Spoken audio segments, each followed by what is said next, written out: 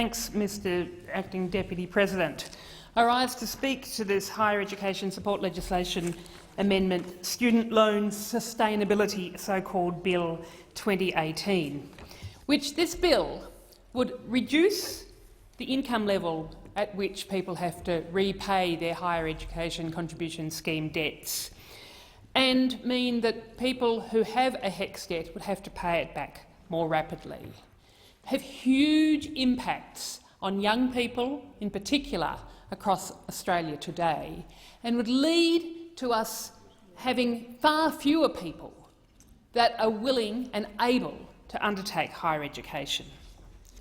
And the fact that this is being proposed by this government, I think it speaks volumes about how out of touch they are with people on low incomes and young people, and in particular the intersection of young people who are on low incomes, how out of touch this government is with them. I mean, look around this chamber. There are hardly anybody here at the moment, but even if you look around this chamber when we're all here, at question time, for example, there is hardly a young person here. In fact, there is only one person in the whole parliament who is under 30, and that's Senator Jordan Steele-John, who at 23 is really the only one of us who is in any position whatsoever to understand what the impacts of this legislation are going to be on the average student and the average young person saddled with HECS debt. In fact, less than 10% of the whole parliament, MPs and senators alike, are under 40. And the government who is proposing this legislation has the grand total of 10 members who are under 40. This is my first point. It's pretty clear that, consistent with this government is totally out of touch with young people, and in fact is more than out of touch, is committed to selling them short, to selling out their future in the interests of their corporate mates today. This legislation is yet another attack on young people, on students, on the leaders of tomorrow, on our future. And you add this to the already $2 billion worth of cuts to higher education that are resulting in a really serious squeeze on the number of young people who can access higher education. And then, if you get there, they get to experience poorer quality teaching and learning because of bigger class sizes, and more overworked teaching staff doing their very best but are absolutely stretched and on insecure contracts. There's absolutely no doubt that this measure just on its own is going to mean that some people who would have gone on to tertiary education are not going to.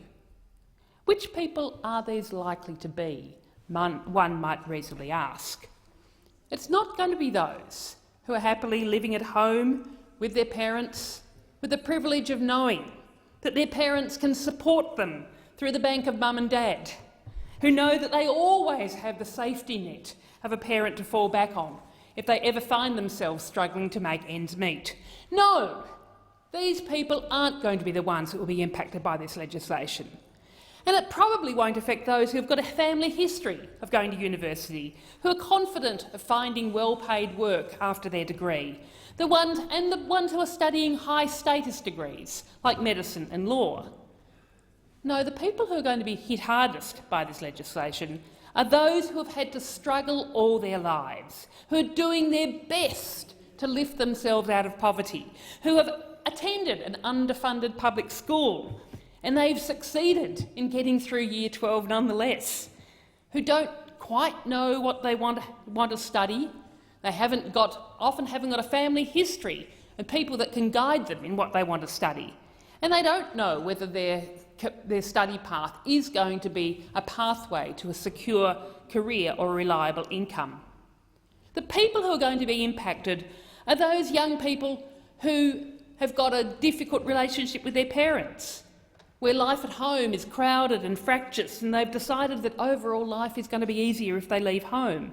They're likely to be working in casual, underpaid work, living in absolutely crappy, poor quality rental housing, struggling to pay the bills. The people who are going to be affected by this legislation are those who are newly arrived to Australia, maybe with no family here at all, having survived violence and persecution in their home countries, who are struggling to find their place here, experiencing racism in their everyday lives, finding it hard to find work, thinking maybe that studying is going to be their way forward.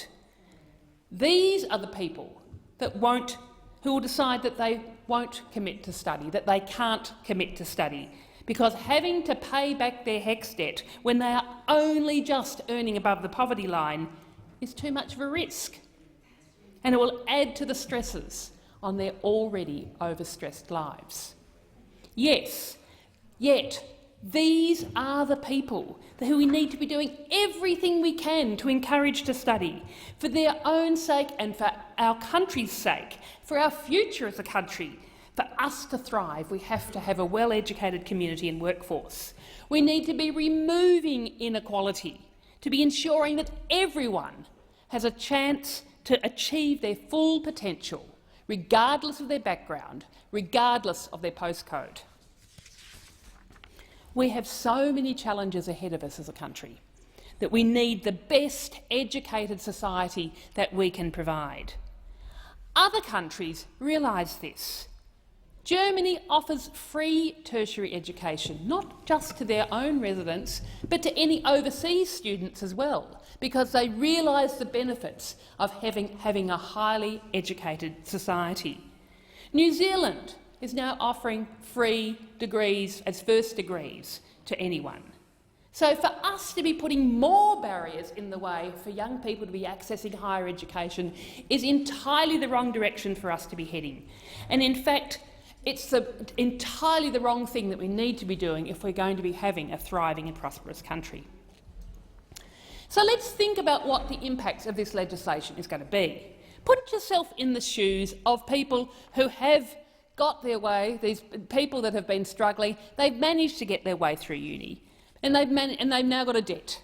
Maybe it's $30,000, maybe it's $50,000, maybe more.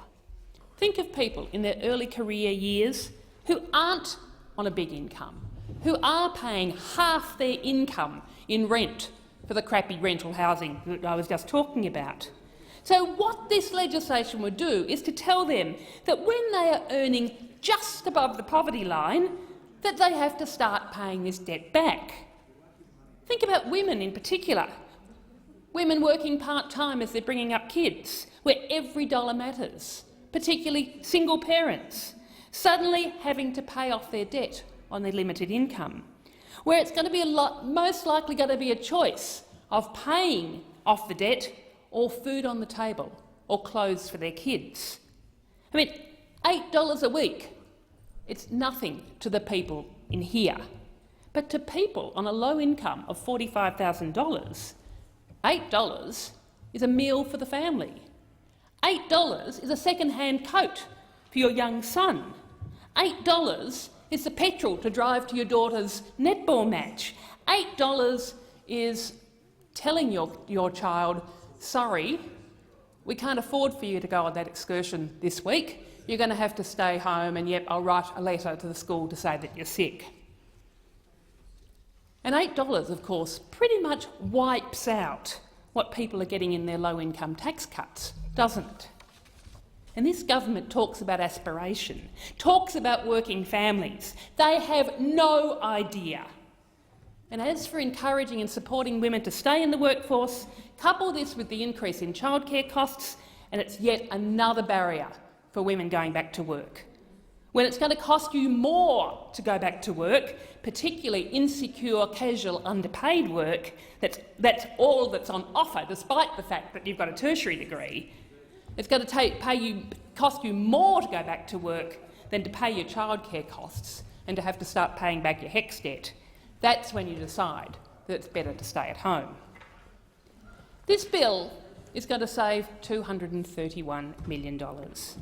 It's a relative pittance that will have massive impacts. But this government doesn't care. It's just clawing back just under twice of what the marriage equality plebiscite cost us last year. It's a choice that this government is making. The big choice, of course, is their choice to forego income of $200 billion because they are dancing to the tune of the big end of town. $200 billion in tax cuts to big business and to the wealthy. But no, we've got to claw back $231 million from people who in all likelihood are doing it pretty tough. But that's the choice that this government is making. In short, they like rich people. To those that have, let us give them some more. And they don't like poor people. They think being poor is your fault. Why don't you get a better job so you can afford to buy a house? And it's a bill that sees education as a commodity, a transaction.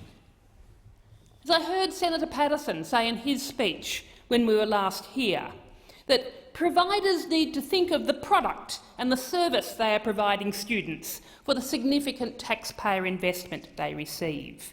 They are viewing education as a commodity, and if you can't afford it, bad luck. That's your fault for being poor.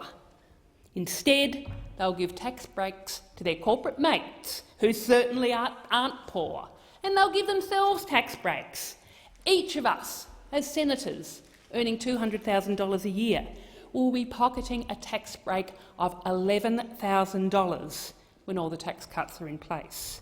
That is, each of us will be given a tax break that's enough to pay for the yearly repayments on HECS debts of almost 3 people who are struggling to survive on $45,000 a year. But not to worry, I'm sure at least some of the people in this place and the other place will at least, you'll donate a small fraction of that to a charity who can then dole out largesse in the form of food parcels for which the poor people can feel truly grateful for. The Greens, of course, have got a very different view of how we view education and how we should be encouraging people to participate. We see investing in higher education and, in fact, all education from early childhood as a priority because it's an investment in people and an investment in our future, our shared future. Education helps people to flourish, to fulfil our potential, to understand the world and to work out our place in it, where and how we belong and how to create a better society for all of us. At every step, at every stage of life, we should be encouraging people to be learning, to be supporting them in their educational journey. And if you want to talk dollars and cents, then it is an economic investment too. A highly educated society where everybody has got the opportunity to be educated ticks every box imaginable for what you need and what you want in a well-functioning economy. The economic benefits of free education far outweigh the supposed economic justification of giving tax breaks to global corporations and tax breaks to people who are already well off. And we can afford to do so. It is a choice. It is a choice that we could be making as a parliament. And there's a simple example of how it could be so. I've already mentioned Germany and New Zealand. But let's remember back to 1974 and the decade and a half that followed, when tertiary education was free in Australia. And I was one of those lucky ones who didn't have to pay a cent. And in fact, around half of this parliament are of an age where they would have been able to benefit from free tertiary education, along with being able to buy a house. This is intergenerational inequity at its most stark. And yet here, this government are punishing the young people of today to dare to dream, to have the audacity to contemplate that maybe we could rebuild a more equal society that would have accessible education at the heart of it. The Greens would invest in education. Instead of obscene tax cuts, we would invest in education.